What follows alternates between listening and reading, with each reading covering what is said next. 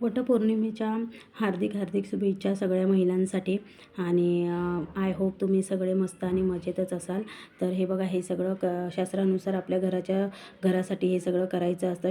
शास्त्रामध्ये सांगितलेलंच आहे, अशा काही गोष्टी आहेत की त्या करायच्या असतात. आपल्या घराचं सुख आपल्याच हातामध्ये असतं. ते आपल्याला माहिती पाहिजे की काय करायचं काय नाही करायचं.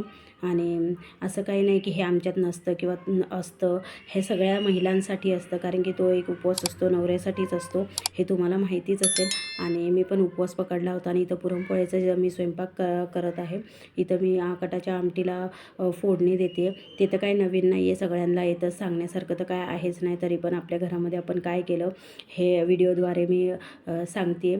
आणि सगळं, आणि ह्या दिवशी असं काही वेगळं असलं ना तर खूप छान प्रसन्न वाटतं. कारण की सगळ्या गोष्टी खूप छान झालेल्या असतात. सकाळपासूनच इतके छान वातावरण घरामध्ये असतं ना, आणि खूप पॉझिटिव्ह वाईब्स येतात असं घरामध्ये. अशा गोष्टी जर सकाळपासूनच खूप छान केल्या तर रोजचा दिवस वेगळा असतो आणि असा काही दिवस असतो ना, तो वेगळा असतो.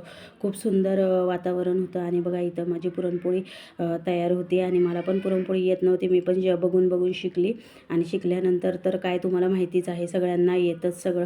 शिकल्यानंतर तर काही वाया जात नाही, कुठलीच गोष्ट अशी छोटी मोठी असो वाया जात नसते, शिकल्यानंतर येतच असतं.